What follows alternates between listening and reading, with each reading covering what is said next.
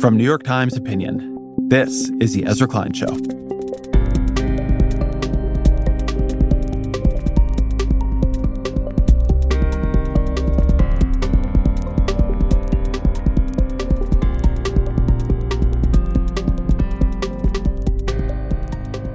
Good Lord, what a week in politics. Over the weekend, there was an assassination attempt on Donald Trump. I thought that was going to reshape everything going forward.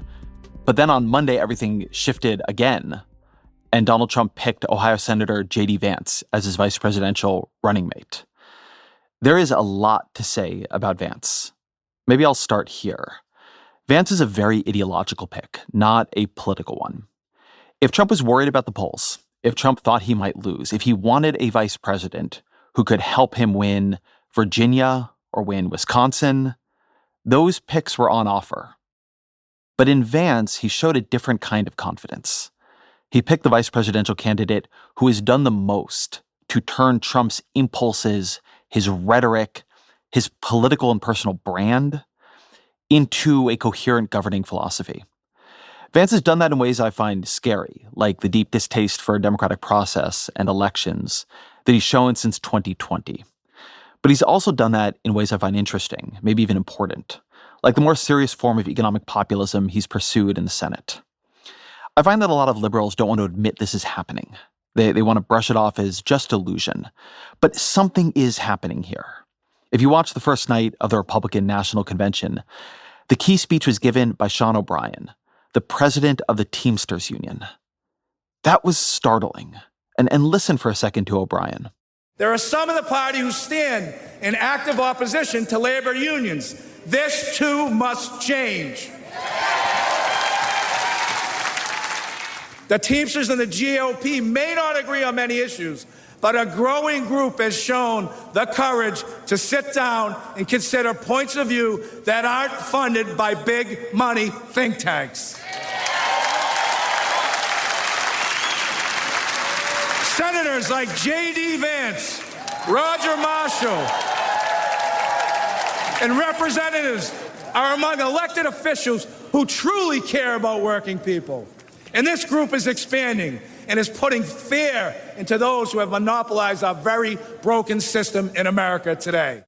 Hearing a stadium full of Republicans cheer the idea of being a pro-union party, that's different. Something is changing here. Whether or not it actually changes, I don't think we know yet. But there is some factional struggle happening in the Republican Party. And in picking Vance, Trump has given a lot of power to the emergent faction. On Friday, so a few days before Vance was named, I sat down with Orrin Cass. Cass is interesting. He was Mitt Romney's domestic policy director in the 2012 campaign, so as orthodox a Republican economic thinker as you could find back then. But then, after Romney's loss and Trump's victory in 2016, Cass went through this evolution, founding a group called American Compass that's become a policy nerve center for the party's younger, more populist generation that has critiqued the Republican Party, that has attacked the Republican Party for being an anti-worker party, for giving up on the very people who vote for it, who it is supposed to represent. American Compass does not represent or speak for a large faction of Senate Republicans, but there are a number of younger Senate Republicans, like Tom Cotton, like Marco Rubio, like Josh Hawley, like J.D. Vance, who are quite close to it, who are part of this sort of emergent faction. And so I think it's worth exploring what Cass has been trying to do here. He wants Republicans to become a pro-worker party as he and they define it, which is definitely different than how Democrats define it. He wants to see Republicans become a pro-union party. It's not often that I have Republican policy experts on the show who make an argument for sectoral bargaining. I mean, that is something new. And the Vance pick makes this conversation a lot more relevant because it means Cass's thinking is now much closer to the center of Republican Party politics. It might soon, if Donald Trump wins, be in the White House, or at least in the vice president's office. But that doesn't mean that Cass's thinking is alone. Look at Project 2025. That's not an economically populist document. Look at the GOP platform. The Republican Party is in the midst of a factional ideological battle. You still see it proposing these corporate giveaways and all this deregulation and these tax cuts. And so it's easy enough to wonder, is any of this real? Or is it just putting another populist face on the same old agenda? And if it is real, is what is being proposed here even a good idea? As always, my email, EzraKleinShow@nytimes.com.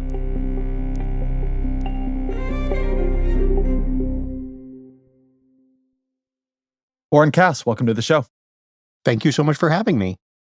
So we're here talking on the cusp of the 2024 Republican National Convention, but I wanted to play you a clip from the 2012 Republican National Convention when Mitt Romney received the nomination.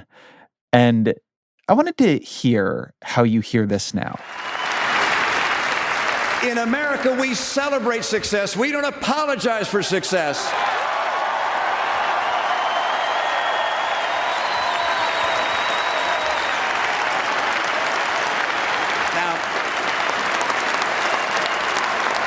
Now, we weren't always successful at Bain, but no one ever is in the real world of business. That's what this president doesn't seem to understand. Business and growing jobs is about taking risk, sometimes failing, sometimes succeeding, but always striving. It's about dreams. Usually it doesn't work out exactly as you might have imagined. Steve Jobs was fired at Apple, and then he came back and changed the world. It's the genius of the American free enterprise system to harness the extraordinary creativity and talent and industry of the American people with a system that's dedicated to creating tomorrow's prosperity, not trying to redistribute today's. You were Mitt Romney's domestic policy advisor on that campaign. What do you think of that political message now? Well, let me say, first of all, I'm relieved. I thought you were going to play the bit with Clint Eastwood in the chair. So I was there for that. That was one of the most surreal moments in my political life. Yes. Well, anyway, we've only moved to the more surreal from there in various respects. But it is a fascinating clip. And one of the things that strikes me most about it is it's almost drowned out in the applause.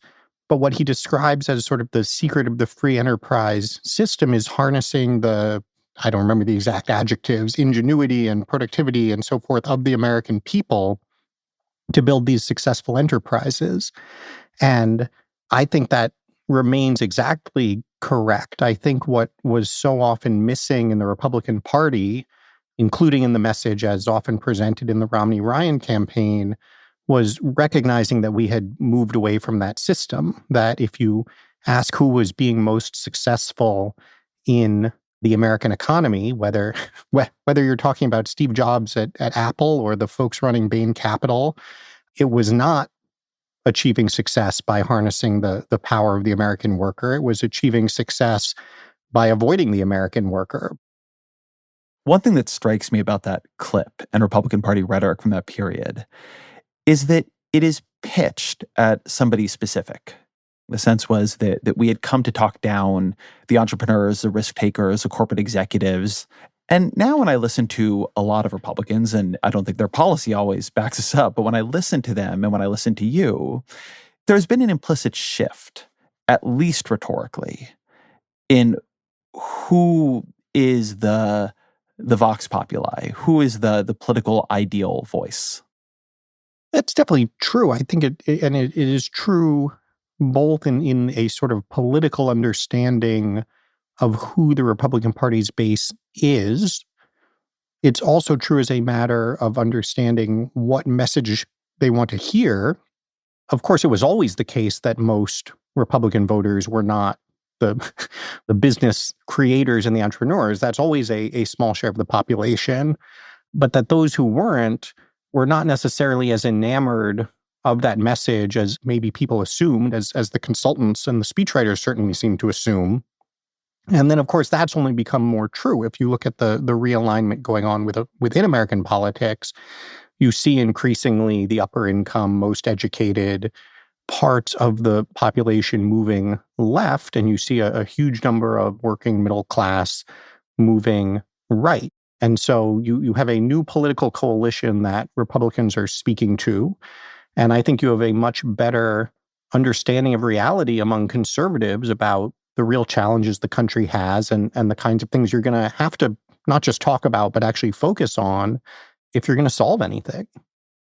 My sense is the shift you have made and some of the people who politically you are closer to, like J.D. Vance and Marco Rubio and Tom Cotton and Josh Hawley have made, is a sense that the Republican Party's view of what, if anything, economic policy should be subordinate to, what it is downstream of, what it is trying to achieve, has changed. So in 2012, what would you say Republicans believed the point of economic policy actually was?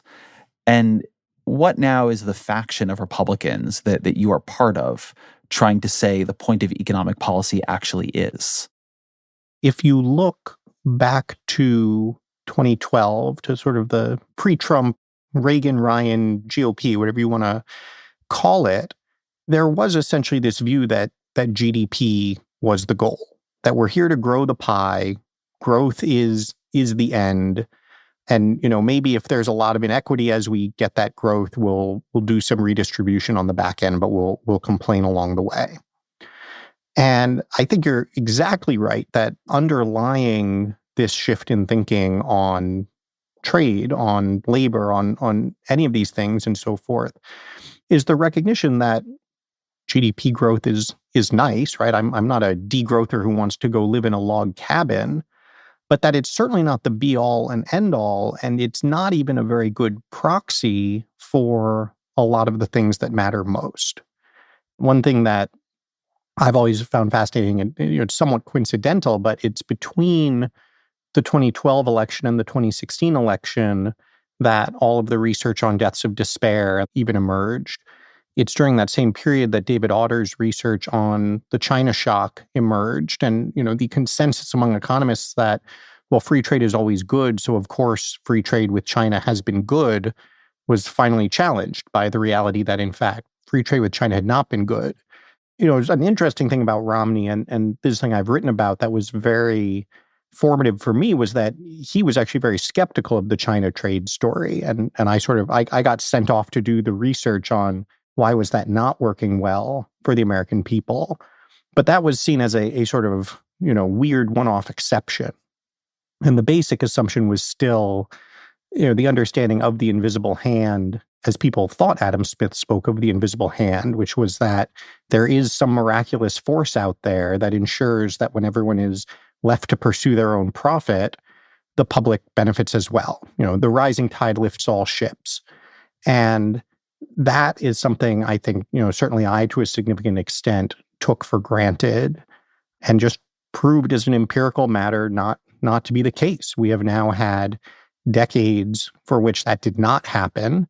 And so I think the shift certainly that has occurred in my own thinking, and I think you're right, that is driving a lot of what's going on within conservatism, is a recognition that the ends that we're actually focused on, which you might kind of broadly describe in a vague term like human flourishing, has a bunch of specific elements within it.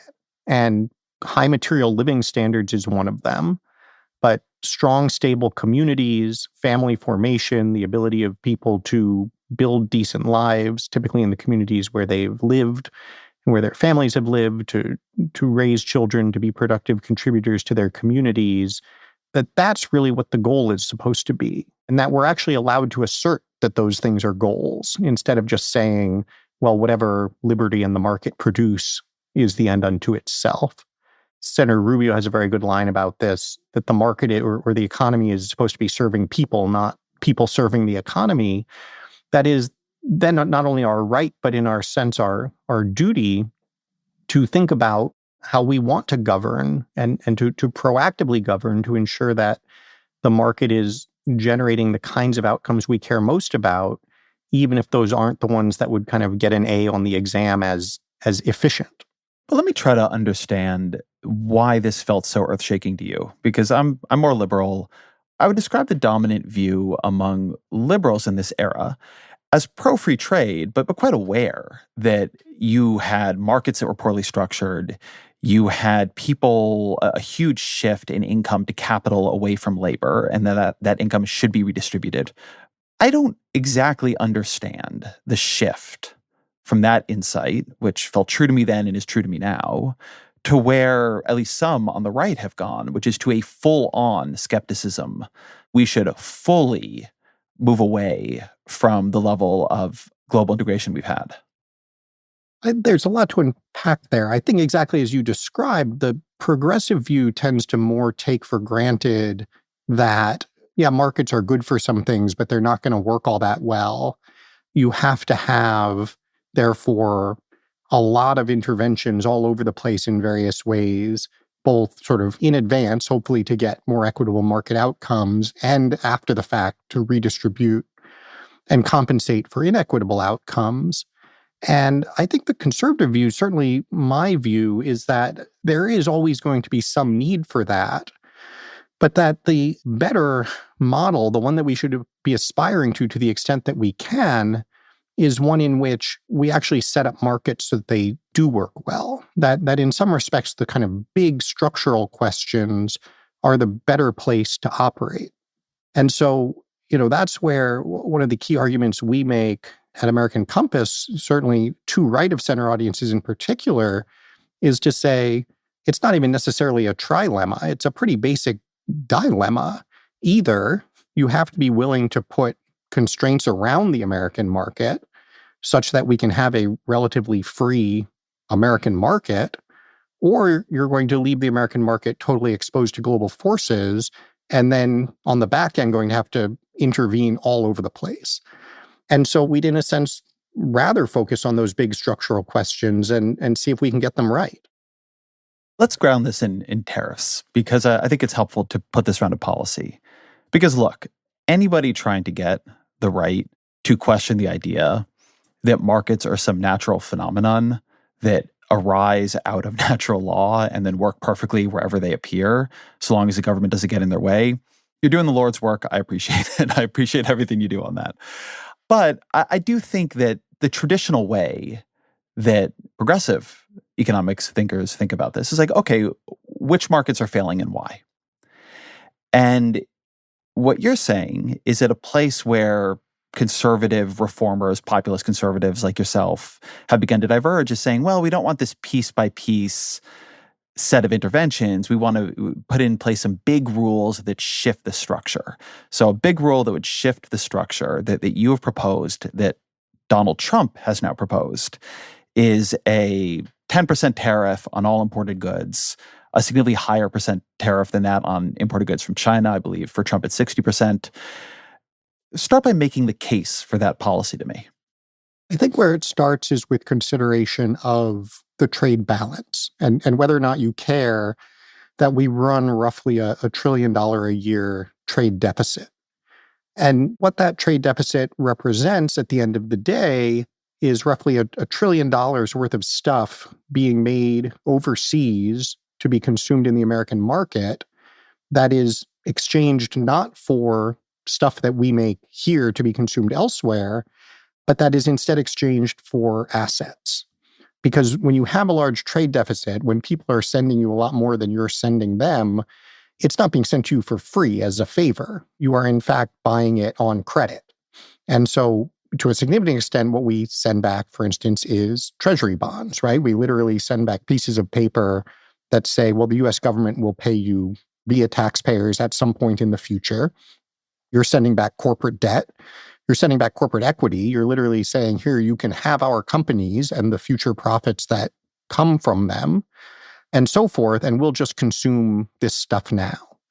And, in some respects, hopefully as that description makes clear, that is an extraordinary long-term concern for the health of an economy and of a nation.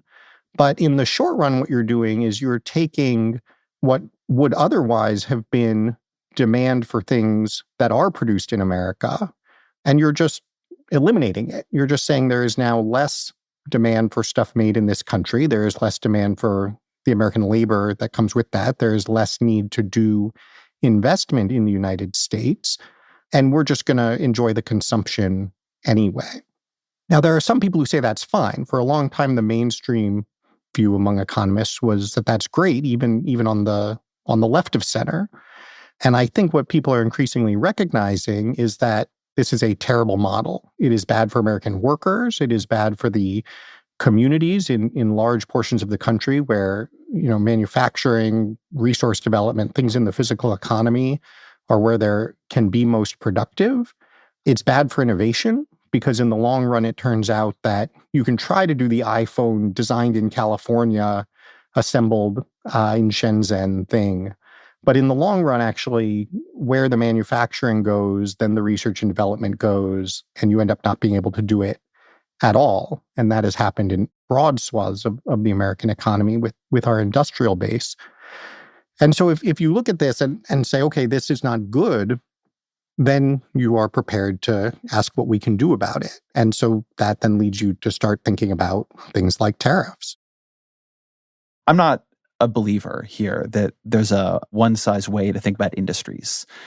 I think it's good to make some garments in America, but I don't think, given an economy like ours with labor like ours, it makes sense to try to imagine a world where most garments that Americans wear are made in America. I'll be interested to hear when I finish this question if you disagree with that. But let's think about, say, semiconductors. I'm completely bought in that we want semiconductor manufacturing to a much greater extent than is true now to happen in America. Semiconductors are a huge global industry.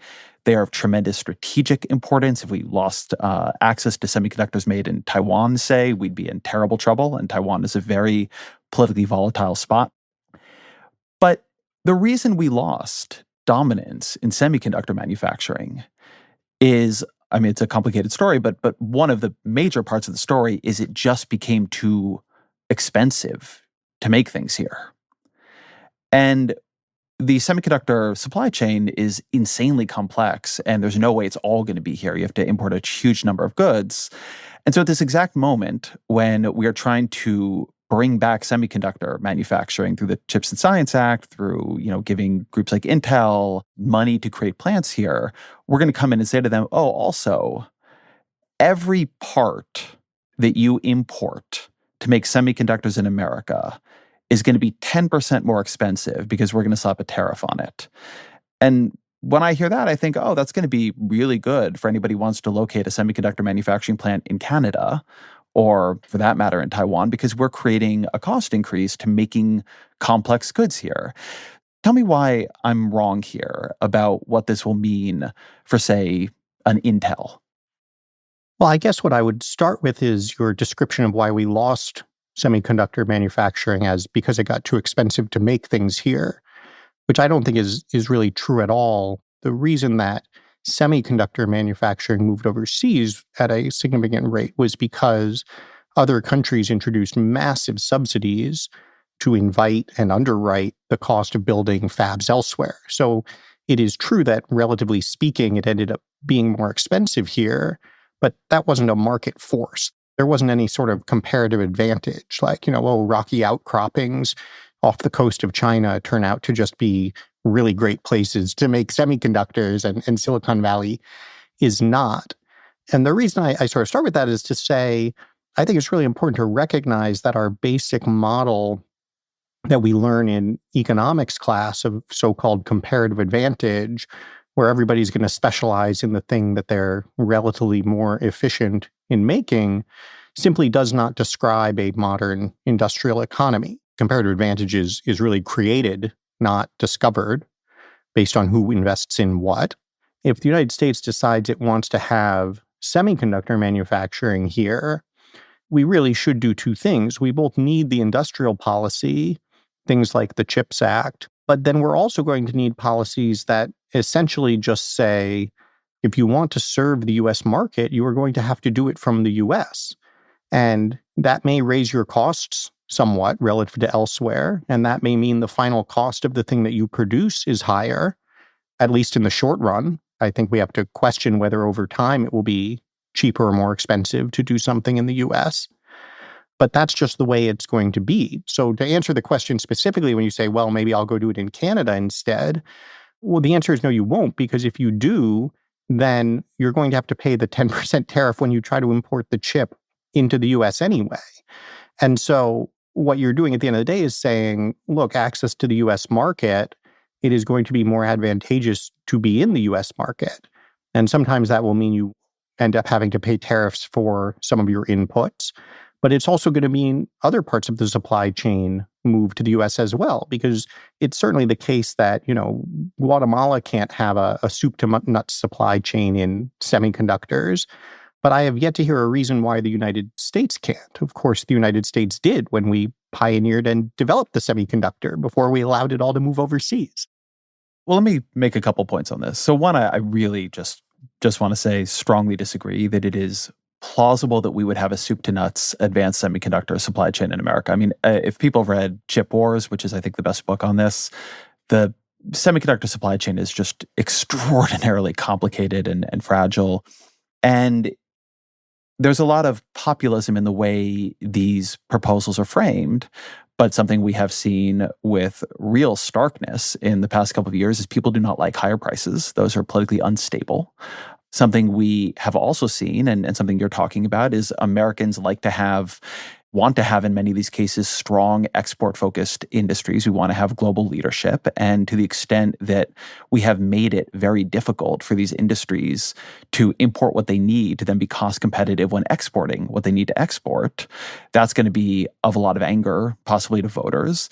We're not going to turn the country out of being in a globalized world where there are real advantages to participating globally and to selling globally. And particularly like a one-time huge shock to prices is going to be politically tricky. So I'd also be very curious how you think about that. It would be lovely to have high levels of trade if it's balanced trade, if we are making things and sending them elsewhere in return for things that are made elsewhere and sent to us. That is the economic model we all thought we were signing up for. So my point is not that literally, we will be a closed economy that makes everything, and we can't use ASML machines from the Dutch or whatever else. But I do think it's worth just noting that this idea that we couldn't do that, I'm not sure why. I mean, there was a time when the soup to nuts semiconductor process was executed in the US because we had literally invented the whole thing. But it was much simpler then. I mean, I think that's the answer to the question you're asking. The semiconductors being made then were extraordinarily simplistic compared to the hyper-advanced semiconductors that TSMC is now dominant in now. If you look at what the U.S. has done repeatedly in industry after industry, as it has developed these technologies, we show an extraordinary ability to innovate and develop the entire thing. And then we sort of look away and say, it was literally our view. We don't care whether or not we actually make it. The most famous quote on this is, "Computer chips, potato chips, what's the difference?" I mean, that was the policy environment in which we stopped making all of this stuff. It was not because it was too complicated for us to make. It was not because we were not the best at making it. It was because we just didn't care. And so I do think it's important to sort of step back and recognize that in a well-functioning trading system, first of all, most of this stuff never would have left. You could make the case that, we're not going to have every raw mineral that goes into the chip. That might very well be the case. But the idea that we can't be the technological leader in the various stages of the semiconductor manufacturing process, when we are still 25% of GDP, among other things, of global GDP, 25%, I don't know why that would be the case. To be very clear, my view is that the U.S. actually can be the leader on many dimensions of these things, but that to take seriously the complexity of the things we need to make and the cooperation across supply chains needed to make them, that to try to achieve leadership by raising the prices we pay for the things we need to be competitive, both on a manufacturing level and on a innovation level in these things, is likely to be counterproductive. And as you say, you learn a lot by manufacturing. And so if it's much cheaper to manufacture in other places, not just because labor costs are lower, but because it's much easier to cooperate across supply chains, et cetera, we are not going to take over that manufacturing. And if we don't take over that manufacturing, we're not going to take over that innovation. If we don't take over that innovation, we're not going to have the leadership that you want us to have. So I'm not arguing that we shouldn't have leadership in these places. I am skeptical that broad-based tariffs will get us there. Yes, there's absolutely a cost associated with reshoring and regaining leadership. But I think the two things I would say about it, First is the cost is certainly temporary and potentially quite short-lived. And I think a good illustration of this comes from the auto industry, where, one of the quintessential illustrations of successful trade policy, and it wasn't even tariffs, it was an outright quota, was the 1980s, when the Japanese automakers were not just making inroads, but sort of poised to badly beat Detroit. And Reagan just negotiated an outright import quota with the Japanese. You will not import. Growth of imports will simply stop. Now, what happened? The economists will tell you Japanese car prices therefore did go up, maybe as much as 5 to 10% in those initial years. But more importantly, what happened is all of the Japanese automakers moved their production facilities to the United States. Right away, they started with assembly facilities. Soon after that, their entire supply chains moved. Then they started opening R&D centers here. It was literally only a few years before the quotas could be lifted, because once you'd actually changed the flow of that investment and said, if you want to sell in the American market, you have to make it in the American market. Guess what? You can actually make things in the American market quite efficiently and effectively. For many, many years, the Toyota Camry was the most American car on the market in terms of American content in the vehicle. And so I guess you could step back and say, oh, whoa, what a disaster. Look at how the prices of these cars went up for a couple of years. But I'm not sure if there's anybody who would say, well, actually, I know a couple of people at the Cato Institute who would. So let me say there are not many people who would say, well, this was just a mistake. Having the Japanese auto industry now in the U.S., employing hundreds of thousands of people, all of those jobs, all of that future innovation, et cetera, well, we shouldn't have done that, because if you actually intervene in the market like that, you're going to raise the price for consumers. So that's one point. The second point is that it's really important to keep in mind, and I find it funny when folks on the left of center make this mistake, because it is the quintessential right of center mistake. I fight with the Tax Foundation folks about this all the time.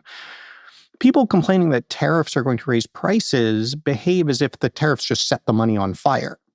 Tariffs are tax revenue. What you're talking about is a tax, the instance of which is not entirely borne by Americans anyway, and even to the extent that it is, lands as revenue in the Treasury.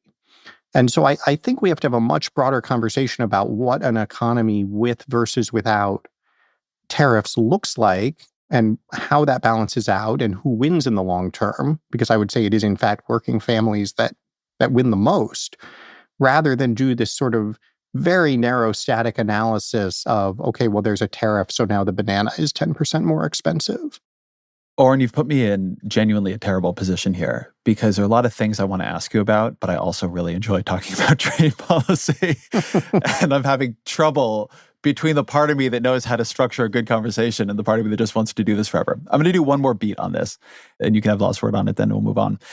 I have friends who are trade economists, and the auto example is really interesting, and it drives them bananas to keep using bananas in different ways in our conversation. Because, as you know, the Japanese example is really interesting. We decided we needed to bring in Japanese manufacturing, right? What we created in that policy that you're talking about under Reagan, it was a profound collaboration with Japanese firms. And we learned a lot from those firms. We respected Japanese innovations in manufacturing and logistics and organizational processes. Like, you could find from that era a lot of books about how Toyota was run as a company, and the 5 Whys is still a tactic from how Toyota was run that is often talked about in American business classes. So what we did was we brought that in, and we learned a lot, in addition to profiting from the fact that now Toyota was running manufacturing facilities in America. Right now, we know that China is not just effective as a manufacturer because there's a lot of low-wage labor in China. They have figured things out as a manufacturer that we have not. They've developed kinds of expertise that we have not. They know how to make things that we are not as good at making. One thing you can imagine doing is a policy. What we want to do is bring in these Chinese electric vehicle manufacturing firms to work in America, right? To start up these factories and do roughly what we did when we were doing this with Japan and Japanese automaking in the 80s. That is not the policy, really, of either Biden or Trump, to my knowledge. They have been in a much more competitive position with China. They want to see the Chinese auto firms weakened. They do not want them to have a foothold in the American market, even if that foothold would come through having factories in the American market. And also, we don't treat Chinese manufacturing as something we could learn from. We don't treat Chinese firms as having lessons to teach us. My sense of the politics is that nobody is saying, well, the real thing we're trying to aim at here is having Chinese EV firms manufacturing their low-cost, very popular electric vehicles here, which is what we did with the Japanese.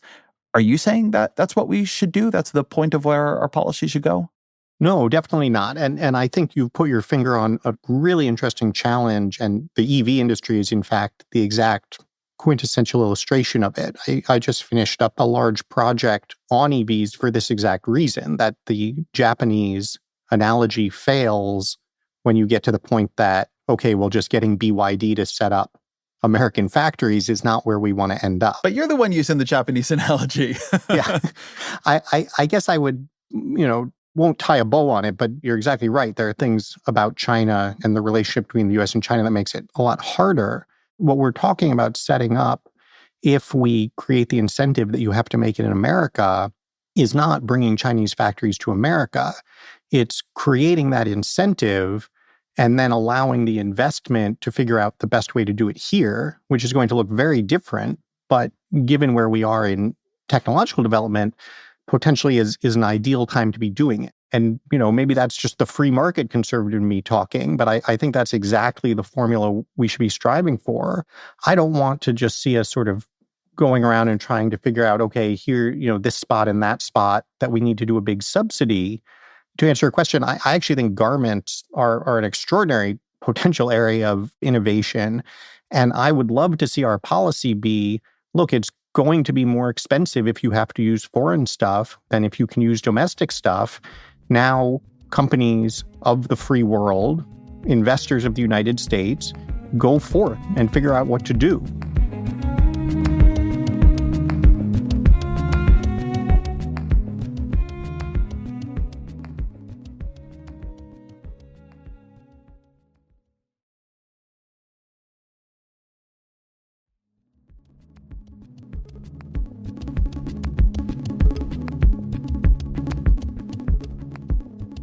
There's a lot that you now propose, that others now propose, which, if you squint, it can sound like Elizabeth Warren. Not the tariffs, but policies around labor, for instance, that they get much closer to what liberals have been saying for a long time. But my sense is this is where a lot of things diverge. That when I read you and I read some others in your sphere, what I really hear being said is that we need to use economic policy to make the single breadwinner but two-parent family with not 1 to 2 kids but 3 to 5 kids possible again. Specifically, although not only, for a lot of these men in the Midwest for whom we see really now quite negative outcomes. How fair or unfair is that as a description of your goal? I'd say partly fair, partly unfair. The part that's definitely fair is, I think you've put your finger on very specifically when I talk about the idea that human flourishing means people being able to build decent lives in their communities, contribute productively, form and raise families. Yeah, we want that to be possible in the ways that most people, in fact, say they want to do it, which is that model you've described, being able to get married, have kids, and have a single income be sufficient to support the family, so that you have choices about the extent to which you want 1 or 2 earners, and especially you can have a parent at home with young kids. The part I would say is very unfair is I think when you start to sort of throw in that, we're specifically talking about men in certain Midwestern communities and so forth. Adam Posen, who is the president of the Peterson Institute, had an infamous quote a couple of years ago saying that the concern for manufacturing was it was really about a fetish for keeping white men in rural areas in powerful positions. Whether white men in rural areas have ever been in all that powerful position is another matter. But this isn't an issue of race or gender or region within the country. It's an issue of making sure that people actually have the ability to pursue the life courses they themselves say they want to pursue, and recognizing that that only happens if you have an economy that makes it possible to raise a family on one income. And if that is a possibility, then you can do that and you have lots of flexibility around that. But I don't think we have that today. The reason I focus there is that things I notice, right? The whole deaths of despair thing was about white men in particular parts of the country. It is now expanded. I'm not a believer really in deaths of despair. I don't think the evidence on that has held up as what is going on, but it is where a lot of this was generated from. And because there is a very strong focus in the work you and others do on manufacturing and production, and what has happened to the declining fortunes of men who have lost a space as breadwinners. And by the way, I actually am concerned about that. I don't think it's a thing to wipe aside. So when I say this, it's not really as an attack. It just strikes me that the concern came from somewhere, and the policies being proposed are more specific to a certain kind of job.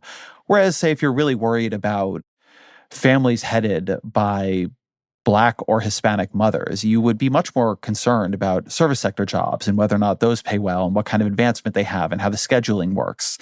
And I'm not saying you or the people you advise don't care about that, but I hear a lot less about it. And going back to what I was saying earlier about Mitt Romney and Donald Trump, and implicitly who is being spoken about, it often seems to me we're implicitly speaking about, the kinds of people that, say, Vance was worried about in his book Hillbilly Elegy.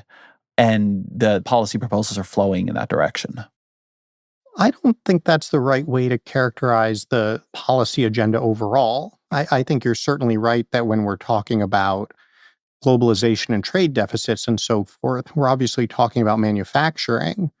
It wasn't predominantly because those are the good family supporting jobs. These are going to be highly automated factories.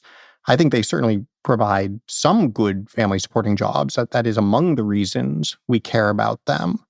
But in my mind, actually, a critical reason to care about those manufacturing jobs is because manufacturing and the industrial economy, described it more broadly, is typically recognized, I think correctly, as the foundation for productivity growth more generally. It is a lot easier to get high levels of productivity growth in the making of things than in many parts of the service sector. And it is, in fact, through productivity growth in the manufacturing sector that everybody can be paid higher wages everywhere else. And so an industrial economy as the anchor for productivity growth and innovation, where you can get productivity growth, and then can provide the anchor of local economies that can enjoy more prosperity in the service sector as well, I think is at the end of the day, the reason that manufacturing is such an important place to focus. I think if you look then at other parts of the policy agenda, you see, again, that much greater focus on service sector. So just to give two examples, one is immigration policy. And I always love hassling my progressive friends on this point, that it is unclear to me how one talks about worker power or higher wages in the service sector for that Hispanic mother you were just describing, while taking the Democratic Party's position on immigration. In fact, tight labor markets, particularly at the low end, are incredibly important to higher wages in the service sector. And then another area I think where you see a lot of focus is on, as you mentioned, some of these questions around labor and how do you develop a labor movement and a model for organized labor that actually works effectively in the especially more distributed service sector. And I think that's a key argument for more of a sectoral bargaining model.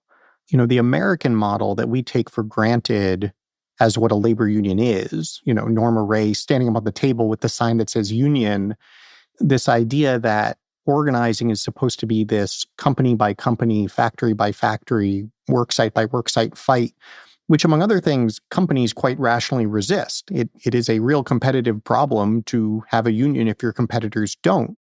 Pick your industry. Let's say you're a janitor in New York City. There shouldn't be a fight in your building or in the janitorial service company you work for, whether that is going to be unionized. There should be a janitors union. And, we can talk about all the upsides and downsides of that, but I think it avoids a lot of what's worst and most dysfunctional about our system in the US, and empirically has shown much better outcomes where it is used as a way of giving workers power and representation. And so I think if you're having a discussion about trade and tariffs, then yes, you're quickly talking about manufacturing jobs. But if you're looking at the agenda as a whole, I think it is very clearly and holistically and in good faith. I mean, I think if you asked Senator Vance this, he would tell you the same thing. He is deeply concerned about wages in the service sector of people of all races and genders and how you give those workers more power at the low end. It is fascinating to me that you and some others in the Republican Party have begun to get interested in sectoral bargaining, which for a very long time has been a policy view held by people like me that would have been like last on my list to ever imagine there might be any kind of Republican interest in. So on the one hand, there is something happening there. On the other hand, I would not look at Donald Trump's Agenda 47 and say what I see is a holistic focus on the labor power of Hispanic mothers in the service sector. I think that would be a unusual argument to defend, quite hostile to unions, etc. Something people like me worry about, and I worry about even when I do shows like this, is that within Republican Party economic politics, you're one of the people I find more interesting, I find myself more sympathetic to, but there can be a dimension of populist washing where there are people who have a more holistic agenda here, but then, and they're part of the coalition, but the parts where they get listened to are not necessarily those parts. You were a contributor to the labor chapter specifically in Project 2025, and that proposes a number of reversals on pro-union policies. So I'd be curious for your description, because I'm obviously outside your coalition. From inside it, how would you describe what the sort of factional cleavages are that allow some of these ideas to get over the finish line and do not allow, at least at this juncture, some of the other ones to become the headline proposals or, make it into these big coalitional documents? Working on that was a fascinating experience because, as you said, the coalitional dynamics are front and center. It is certainly not the labor chapter I would write, but I'm actually incredibly proud of what we accomplished because it, maybe in all of Project 2025, departs most from what was the standard orthodoxy on the right of center for so long. I mean, there's actually a ton of stuff in there, so much so that they then, for coalitional reasons, had to include dissenting opinions. One of my favorites is prohibiting a BA requirement in a job description, embracing the idea that workers should have voice and power, that we care about that, the idea of putting workers on corporate boards. I could kind of, go on. I think that being said, certainly as you note, there is not an endorsement of unions today. Labor unions are functionally arms of the Democratic Party in the way that they collect enormous amounts of money from what is an entirely heterodox set of workers, if any, a set of workers that probably tilts more pro-Trump than pro-Biden at this point, and converts that into political and financial support for the Democratic Party. So at the end of the day, I can't blame Republicans and folks in the conservative movement for saying, purely as an instrumental matter, that we are not going to support that. Trump is going to talk about what Trump is going to talk about. And so if your observation is that the politically salient things that Trump is focused on don't align entirely with this economic vision, you won't get any argument from me about that. But I think earlier in the conversation, when you were sort of characterizing this movement and thinking, I think you rightly identified, Senators Rubio, Vance, Cotton, Hawley. And if you look at what they're working on and in fact bringing to the floor as legislation, I think it's exactly across this swath of topics. I mean, just, to give some examples, I believe it's Romney, Cotton, and Vance are all on a proposal to raise the federal minimum wage significantly and impose mandatory E-Verify, right? Like that is a quintessential raising wages at the low end, focused on immigration policy in a constructive tightening of labor market way proposal. Hawley more generally, I think, has particularly made a point of trying to be more engaged with unions. I was just at a speech he gave where he specifically said it's time for conservatives to embrace unions, private sector unions. But he's obviously been, working with the Teamsters in particular. Trump has Sean O'Brien, the Teamsters president, speaking at the RNC. Senator Rubio has likewise done concrete things on labor. He and Jim Banks, who is currently a congressman, likely to win a Senate election in Indiana in November, have done a proposal for alternative models of worker representation, including putting workers on boards. And so, we could go on across all these areas. I think, certainly interesting work on industrial policy, other work on immigration enforcement, other work on, non-college pathways, which I think is an incredibly important area. And so my factional analysis would be, the question is, first of all, who is going to be making policy in Congress if there is a Trump administration? And then what comes after Trump? And on both of those fronts, I think what you see is that this exact cohort is the rising leadership, not just in the conservative movement, but in the Republican Party. And this is the stuff they're talking about and working on.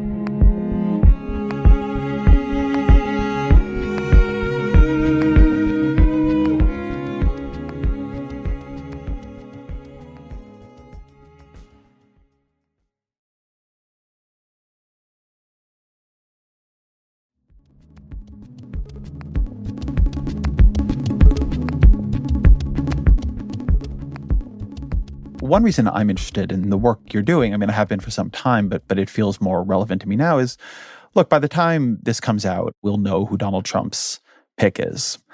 But all the reporting suggests that it's down to Rubio, Vance, and Burgum. And Rubio and Vance are, so far as anybody is in your camp in the Senate, Rubio and Vance are in your camp in the Senate. So two of Trump's three plausible vice presidential picks are very American compass curious, we could say, but I think you could put it more strongly than that. So it does seem to me, when I talk also to younger Republicans, that there's something generational happening here. The other thing that I'll throw you a softball on here is one of the reasons, or one of the ways that it feels to me like it's playing out, is a sense that the liberal coalition's self-conception of who it is for and who it serves is no longer true. And there's a tremendous wedge that can be driven in there. And I took that as sort of part of the argument you were making in your Times piece about populism and sort of elite failure. And so I'd like you to expand on that a bit, because I do sense that part of the opportunity you see, and that Rubio and Vance and some of these others we're talking about see, is a view that liberal economics is not about what liberals think it is about. It is not about who liberals think it is about, and that there is some political opportunity there. So do you mind laying out that critique? Why, thank you, Ezra. I would be delighted to.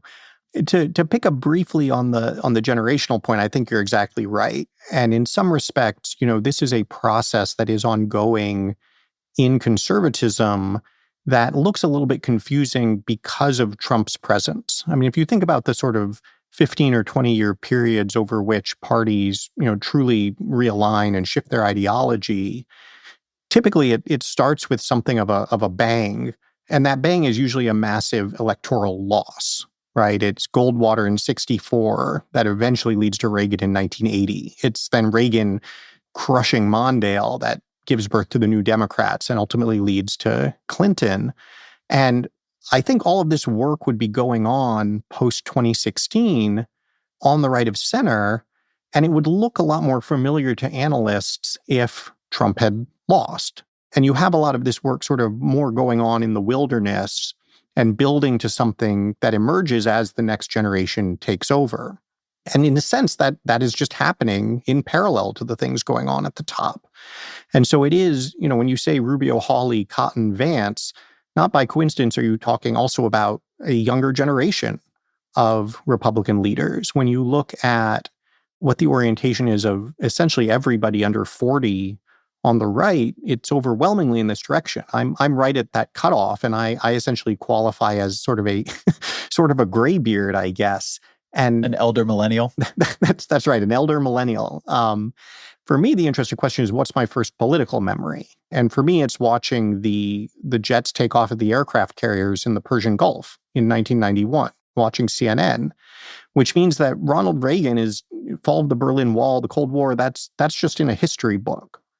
And that's not at all to minimize its significance, but it is to say that when I think about political problems, orientation of political parties, economic challenges for the nation, it is the problems and challenges of the 90s and 2000s and 2010s. And picking up a Ronald Reagan Heritage Foundation playbook and flipping through it for the answer just seems absurd. And so I think generational turnover is almost inevitable in the post-Cold War era. I'm very pleased to see that this kind of conservative economics is what people are moving toward. And it is, I think, what is going to come next. But certainly there's a lot of chaos and inconsistent conflicts and factional fights along the way. So this then, I think, connects to your point about, the Democratic coalition, the Republican coalition. What I think is especially exciting and appealing about this situation for conservatives is that moving in this direction has the prospects of building a durable governing majority. It is true that you lose libertarians as well as gaining working class voters of all races. But it turns out there are maybe 10 times as many working class voters who are fairly socially conservative and would just like to hear something sane on economics from the right, as there are libertarians who are taking their college degrees and their $7 lattes over to the Democratic Party. How much are the lattes you buy? I maybe lattes in these coastal elite markets are even more expensive now, especially when you add the soy milk and the shot of chia. I'm no longer in my area of expertise. You don't go to coffee shops? I'm not a coastal elite living in a big city, so I can't tell you what the prices are anyway. But the point is that in theory, there could be an opportunity here for either political party. I was just delivering remarks at the National Conservatism Conference where I made this point. There's a world in which the Democrats take some of the basis of their economic message and combine it with just something slightly more sane on their progressive social issues, and you could imagine them coming out on top. The reality is that they seem to be headed in the opposite direction still. And you do see on the right, at least the potential for a conservatism that combines a social conservatism that attracts a lot of working and middle-class voters with an economic message that appeals to them as well. Well, you've described this in terms of the wedge being social, but when I read you, I often see the wedge as educational. That the critique you make of the Democrats is that whether or not they realize it's been happening, that their economic policy has begun to serve more and more the questions of a more educated electorate, right? That their economic policy is more for people with college diplomas than without them. Make that case, because I don't think that's how Democrats see themselves. Yeah, I think that's right. And so I guess what I'd say is it seems to me there are a lot of people out in the U.S., maybe even the majority, who on these more social issues tend to be more conservative, but have typically preferred what was the traditional, more working class focused Democratic message. But what you have today from the Democrats, notwithstanding some of the rhetoric, is an agenda that, to me anyway, looks overwhelmingly focused on the interests of a quite sort of narrow, highly educated, high income set of voters. And so, the quintessential set of policies, if I think about the sort of, the big fights that the Biden administration has chosen to pick, certainly immigration policy is one example. An education policy focused overwhelmingly on just telling people they don't have to pay back what they borrowed to go to college is another element of that. I think the climate agenda as the focus of industrial policy is another element of that. A lot of people ask, well, isn't the stuff you're talking about on industrial policy, isn't that exactly what the Biden administration is doing? I would say conceptually to some extent it is, but it is all done subject to this green agenda, which has a set of costs and benefits that I don't think pans out very well for most workers, and I don't think they do either. And so I think when you sort of step back and look at it, it's very hard to make out the priorities of the Democratic Party and the things they're going to the mat on as at all aligning with what most Americans care about, and certainly what those who are not doing so well economically are focused on. Although when I look at a lot of Republican Party positioning, and this includes still with things like Project 2025, I still see a lot of financial deregulation proposals. Project 2025 wants to get rid of the Financial Industry Regulatory Authority. It wants to severely limit the Consumer Financial Protection Bureau. I still see a lot of proposals to slash Medicaid very, very deeply, to cut the Affordable Care Act. As much as you might be for a child tax credit, it is Republicans who let the expanded child tax credit expire and have been very, very resistant, though again, not your faction, to figuring out some way forward on it. It still seems like there's a Republican Party that has kind of the old Reaganite spending priorities and the old Reaganite views on regulation. And the Democratic Party, while it does say have a view on college loans that it didn't used to have. And my view for a very long time has been, if you want to go around forgiving debt, you want to start with medical debt, which I think is much more built around bad luck than college debt is. But nevertheless, that it's still very focused on negotiating pharmaceutical prices and trying to expand subsidies and health insurance programs and trying to expand things in Medicare, that there is this sort of this old spending line has actually not changed all that much. Well, no disagreement on the Republican point. And if I could, quote one of our great statesmen, I am in a sense trying to imagine what could be unburdened by what has been. What I'm describing is a potential future for conservatives. And to your point, it's the one that folks like Vance, Rubio, Hawley are also trying to make the case for, right? You don't hear J.D. Vance out there talking about cutting entitlements and removing access to medical care and so on and so forth. I think on the Democratic side, you're right that Democrats certainly do stand up for and represent essentially the big spending element of the agenda. I'm also not sure at this point how much it actually does distinguish them from where Republicans are on any of this stuff. And so that's why, I very specifically said if I look at the fights the Biden administration chose to pick, like if you're looking at where are the actual political conflicts, where are you actually going to see a very different world depending on which party is in power, the things the Democrats, at least the Biden administration, really seem to have planted their flag on are these set of things that are very important to people who work for the Biden administration, but not necessarily those that a critical mass of voters are interested in. And I think that just the last thing to say about this, a really interesting place to see where the rubber meets the road, where we've started doing a lot of work at American Compass, is on fiscal and budget questions. Because it seems to me there's no question, given where we are right now, you are going to have to bring spending down. And I think that is something that there is going to be significant support for in the country. Whether either party can find the right position on that remains to be seen. I've at least started to see some Republicans going out there saying, look, we need both to bring spending down and we are going to need more revenue. I have yet to see the Democrat ready to acknowledge that, yes, some spending is going to have to come down and here's where we're going to focus. Really? I feel like Democrats acknowledge that. I mean, I feel like we're acting like we just fell out of a coconut tree, to quote the same great stateswoman. I feel like Democrats talk about this, frankly, all the time. I mean, you walk into Mark Warner's office and ask him if he doesn't think spending needs to come down sometime. Look, I think Joe Biden would be perfectly happy to get into a negotiation with congressional Republicans. I mean, I would bet money on this, real money, that if Mike Johnson wanted to come to Joe Biden and say, hey, look, I think our fiscal position is out of whack, and we're open to a deal that cuts spending and raises taxes, Joe Biden would be like, I would love to have those negotiations. Whereas Donald Trump has a real articulated policy here, which is that he wants to continue his tax cuts, which cost in the trillions of dollars and were largely unpaid for, or at least we're not nearly fully paid for, is I guess another way of putting that. And he wants to use some of the money from the very tariffs we were talking about earlier to do a deeper corporate tax cut. This is a place where since the Republican Party of Mitt Romney and Orrin Cass and Paul Ryan in 2012, things really seem to have changed.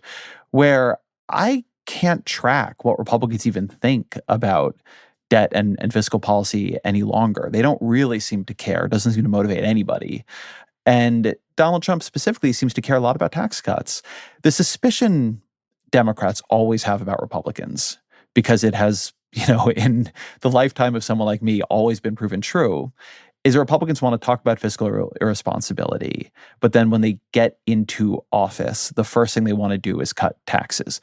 So what I see when I look at Republicans, and you can tell me if you think this is wrong, is a desire to extend the Trump tax cuts, a desire to cut taxes more, and a desire to radically or at least significantly increase defense spending.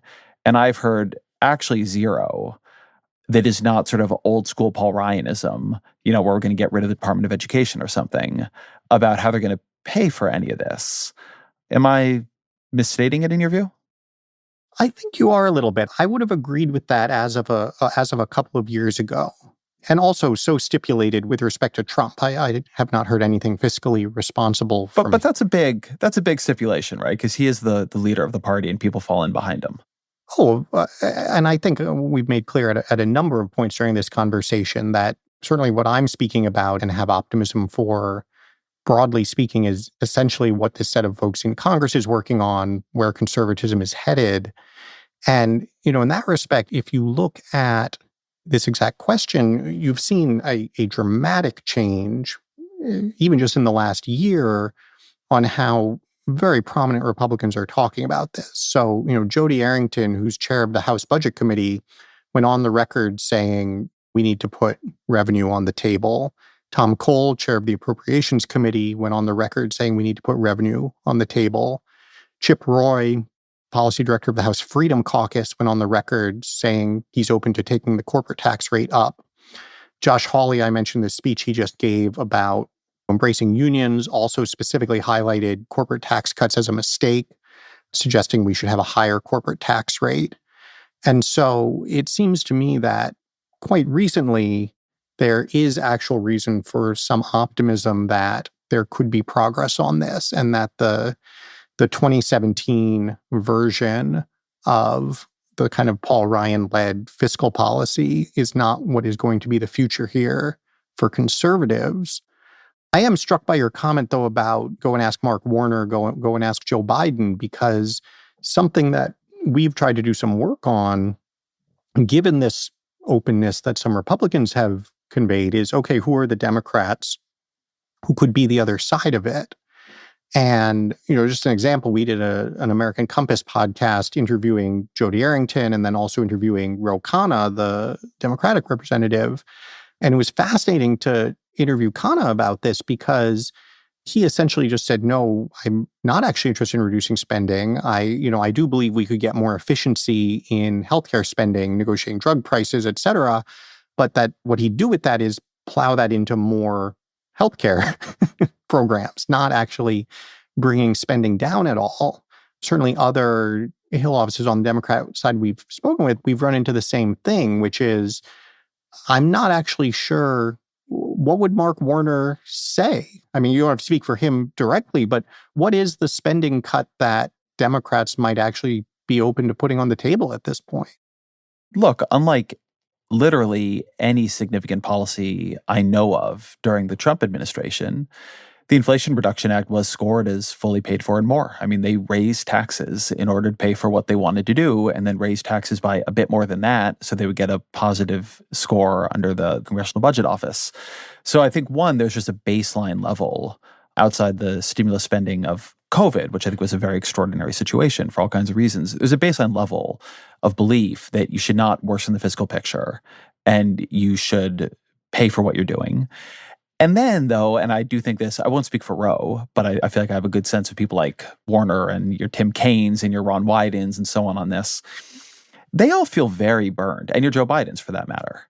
They feel very burned by the budget negotiations of the Obama era, where they feel like they put a lot on the table. And at the end, it was endlessly difficult to get Republicans to deliver, such that you finally just had the super committee sequestration process engage. And we just had these dumb automatic cuts for years and years. And so my read of them, because I don't think they've been saying anything different than they frankly always said, and all of these people have at different times endorsed all kinds of packages of potential spending cuts, but they don't believe it's there for a deal. I remember Barack Obama signaling openness to raising the Medicare retirement age, which made everybody on the left super angry at him, only at the end for Boehner to not be able to deliver. And the view of Democrats is that Republicans cannot deliver on hard votes in Congress any longer. And so the upside of getting into that kind of process, particularly around an election year, would be quite low. I'd be very curious to see what would happen in the kinds of negotiations you're talking about. If you're asking me why is Joe Biden, which is a different question, if you're asking me why Joe Biden has not engaged in a budget process with Republicans, I think it's an interesting question, but I don't think they believe Speaker Johnson can deliver, and I don't think Johnson has signaled the kinds of things you're talking about here. I agree that people like Vance and Rubio have at times signaled an openness to a bit more revenue, but I think that there is a credibility building operation that would need to happen there before people took that seriously. Yeah, no, totally agree. And we just did a big project on where on earth do we go on this stuff. And that was exactly where we landed, that here's my 10-year budget to path to a balanced budget. Here's your commission on this or that is exactly backward. What's needed is these smaller credibility building exercises. Can we get in a room and actually can we do 50 billion of revenue and 100 billion of spending cuts, right? Like just something that both sides actually begin to believe the other side is serious. I am more optimistic than I've been in a long time that could actually happen. And it is a function of as with other things we've been talking about, some of these shifts on the right that I hope will continue. Let me end here on a question about prices. One thing that you are very sensitive to in your writing is that if you want to be a populist economics thinker, you have to take pretty seriously what the public thinks. And the public is pretty clear right now that they want prices to go down. They are very mad about how much they are paying. A lot of these policies that, even some of the ones that I agree with, but some of the ones that I don't, tariffs and, sharply curtailing immigration, they're price increasing. Sometimes as a one-time thing, sometimes for longer than that. How is your thinking about the politics and pitfalls, I guess, of prices changed, given how many people say the thing they want from their politicians above all is for things to be cheaper again? I guess it hasn't really changed my thinking very much. The inflation of the past few years was obviously very damaging. It is, in my mind, rightly connected to some quite irresponsible policy choices that were made. And I don't think that's going to be forgiven. And so I think that is sort of priced into current thinking about how people feel about the last few years. That being said, inflation has obviously now come back down. Hopefully we are returning to a period of price stability. And I think it would be a mistake to infer from this experience, therefore, the correct policy agenda is one that first and foremost promises low prices. Because I think what there is still an opportunity for is to essentially be honest about and intentionally pursue a policy that has trade-offs. And that's something that's been lacking in our politics for a very long time. And I honestly think there's an opportunity right now, and this is something we're doing a lot of work on, particularly in a populist framing, to be quite honest about the hole that we have dug for ourselves over the last 40 years and about some of the things we can and should do to dig back out of that hole. And I think if it were understood that you were actually getting something for your price increase, that is, this was not a result of bad policy and mistakes. This is happening because we actually are doing the reshoring, because we actually are bringing up wages for those who have been struggling. I really do think there's a political message to be built around that is way more effective than a lot of what we've been hearing. And certainly all the polling that we do finds that same thing, that when you tell people honestly, look, here are the ups and downsides of a tariff. One of the downsides of a tariff is it raises prices. That doesn't reduce support for tariffs. But the idea that you should ask people to pay a price for something is not foreign to our politics, and in fact can be a very healthy part of a message. Then now is our final question. What are 3 books you'd recommend to the audience? All right, I put some thought into this because I want to provide a useful and diverse set of recommendations. So I have nonfiction. I've been reading Robert Caro's Lyndon Johnson biography, and I must admit I'm not very far into, the thousands of pages in 4 volumes. But I'd always been skeptical that a 4-volume, thousands of pages biography could be especially interesting. And I have to say it's phenomenal. So The Path to Power by Robert Caro would be one. For those who enjoy science fiction, and especially if you need an audiobook for a long drive, I would recommend Project Hail Mary by Andy Weir. He's the guy who wrote The Martian, which became the movie with Matt Damon, Stranded on Mars. But this one's even better, and without too many spoilers, it is an intrepid scientist and his little alien buddy saving the world. And finally, for those with kids, a wonderful bedtime read aloud. It's called The Green Ember. It's actually given to me by my team because they knew I like reading to my kids. And it is about rabbits fighting with swords. Who could do better than that? Oren Cass, thank you very much. This was awesome. Thank you.